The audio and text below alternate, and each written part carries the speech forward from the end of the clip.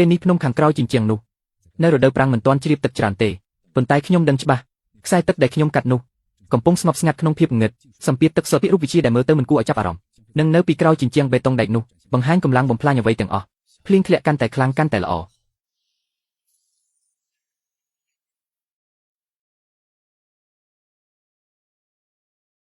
ព្រះឲ្យជួយផងគោលាន់កាលពីយប់មិញគ្រាន់តែជាសញ្ញាចាប់ផ្ដើមពីធម្មជាតិនេះមិនមែនភ្លៀងធម្មតាទេជាភ្លៀងដែលមានកម្លាំងហែកហួរ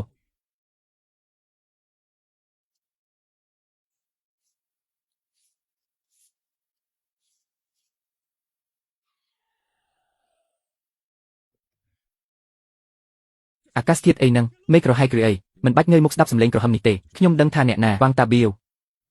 ថៅកែយកម្ហូបល្អបំផុតមកឲ្យខ្ញុំហើយយកស្រាល្អពីរដប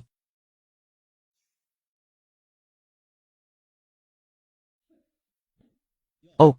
នេះមិនមែនជាអ្នកជីកទេដល់ល្បីចៅទៀតទេលោកចៅហ្វាយចៅទេម៉េចថ្ងៃភ្លៀងធំបែបនេះមិនទៅជីកភក់នៅកន្លែងសំណង់ទេ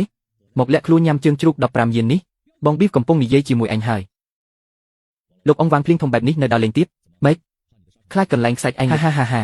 លេចកន្លែងខ្ញុំចាប់ទីឯងនិយាយដូចទំពាំងបាយជូអត់បានញ៉ាំខ្ញុំប្រាប់ឯងកន្លែងខ្ញុំវាខ្ពស់ណាស់ទោះភ្លៀងលេចទាំងអស់ក៏មិនប៉ះដែរមិនលេចទេមិនត្រឹមតែមិនលេចខ្ញុំថែមទាំងអរគុណឯងសង់ឃ្លាំងថ្មីឲ្យខ្ញុំអស្ចារ្យណាស់មើលភ្លៀងនេះចម្លែកប៉ុណ្ណាតែឃ្លាំងខ្ញុំជញ្ជាំងស្ងួតគ្មានទឹកមួយដំណក់ម្ទេសក្រហមឯងរឹងមាំណាស់ទឹកមួយដំណក់ក៏ចូលមិនរួចដឹងទេឥឡូវក្នុងឃ្លាំងមានទំនិញម៉ាស៊ីនថ្លៃរាប់សិបលានសាមបន្តិចក៏មិនបានចាំភ្លៀងឈប់លក់ទំនិញនេះចេញខ្ញុំនឹងខ្លាយជាអ្នកមានទ្វេដងបងប៊ីវឡូវជាអ្នកមានបំផុតក្នុងភូមិយើងហើយឯងស្ដាយក្រោយខ្ញុំមើលគេពីរអ្នកនិយាយលេងគ្នាក្នុងភ្នែកគេខ្ញុំជាអ្នកចាញ់ចៅធានោះគ្មានតម្លៃទេតែពេលខ្ញុំមើលមុខវ៉ាងដាចិត្តខ្ញុំគ្មានកំហឹងតតែសោះទៅវិញខ្ញុំមើលគាត់មើលមនុស្សស្លាប់ដេកក្នុងឈូងតែនៅតែមានមោទនភាពព្រមហើយសប្បាយចិត្តនឹងវាអញគិតថាភពម្ទេសក្រហមរាំងទឹកភ្លៀងបានល្ងីល្ងើភពម្ទេសក្រហមវាមិនត្រឹមតែរាំងទឹកភ្លៀងចូលឃ្លាំងឯងវាថែមទាំងរងទឹកក្រំរាប់រយរាប់ពាន់តែកំពុងប្រមូលផ្ដុំយ៉ាងខ្លាំងទប់នៅពីក្រោយជញ្ជាំងវែងរបស់ឯងអញគិតថាទំនិញឯងមានសុវត្ថិភាពគេឥឡូវកំពុងដេកក្បែរទឹកដ៏ធំដែលកំពុងរីកធំឡើងពេលឯងបិទរន្ធបង្ហូរភ្នំឲ្យជាប់ទាំងស្រុងភ្នំនេះខ្លាយជាអ្នកសងសឹកឯងហើយអញ្ចឹងទេអបអសាទរលោកវ៉ាងសៀវទីឃើញឯងធ្វើការឲ្យខ្ញុំកន្លះបាយនេះខ្ញុំចាយឲ្យទៅទិញសាច់ញ៉ាំមើលទៅស្គមណាស់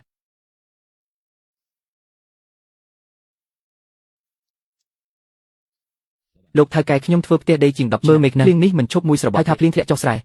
តែធ្លាក់យូរប៉ុណ្ណា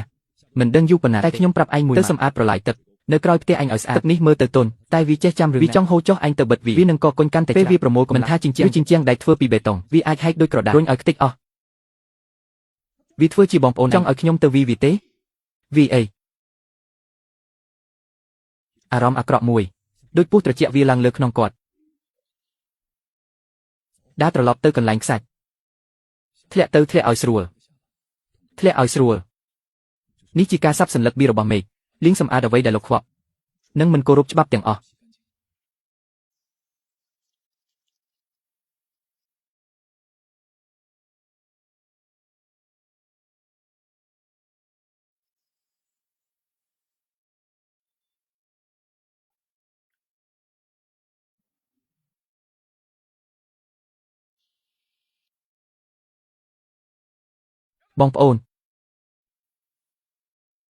បងប្អូនធ្វើការនឹងហា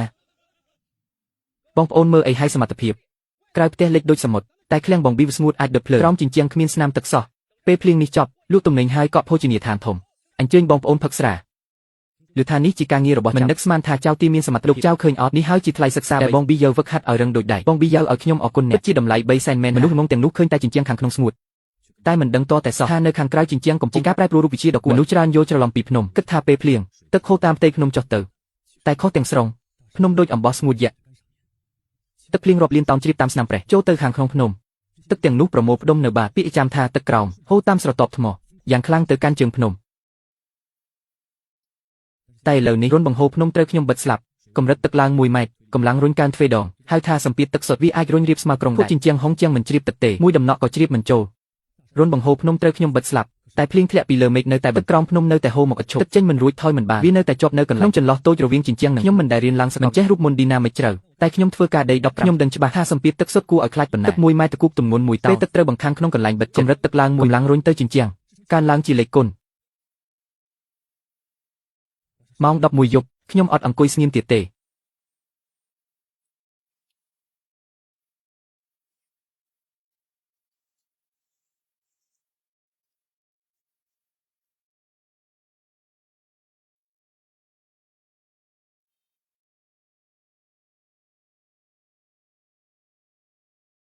ហាហាហាហាហា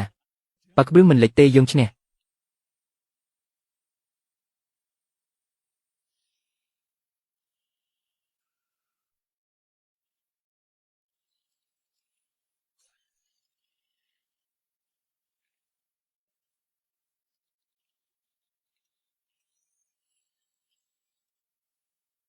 មកផឹកអស់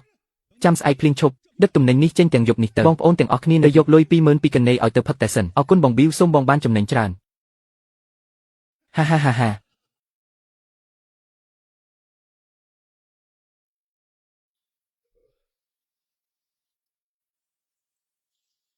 អត់ល្អទេទឹកកំពុងលិច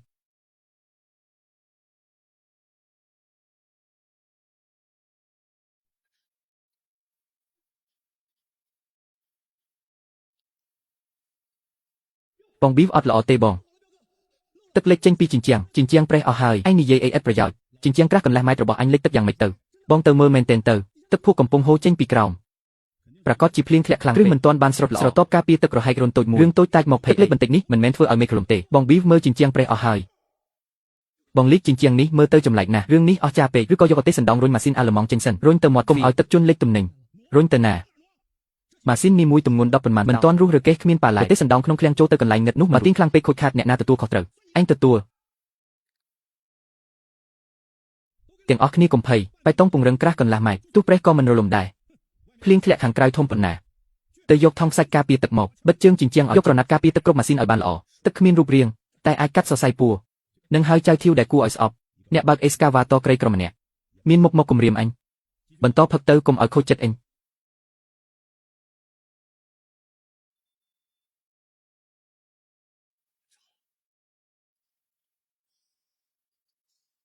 ឥឡូវគាត់ហៀបនឹងប្រគល់កិច្ចការវ៉ាងតាប៊ីវលុយ30000របស់អញសងទាំងដើមទាំងការប្រាក់ហើយ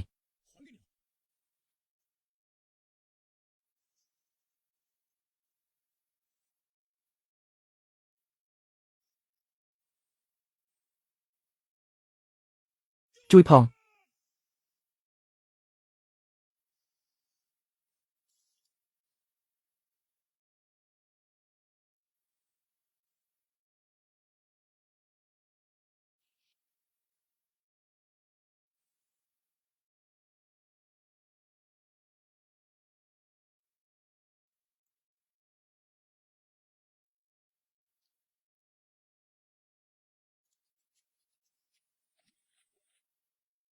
1 2 3លើកលាងនឹងឲ្យស្អាត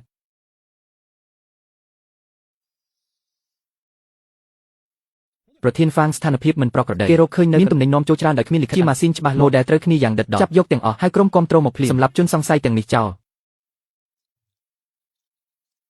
លោកលីការឲ្យបាក់ដេញនេះអាចបណ្ដាលមកពីមនុស្សទេជនសង្ស័យចោទថាក្រុមសំណងជាអ្នកបង្កសុទ្ធតែពាក្យកុហក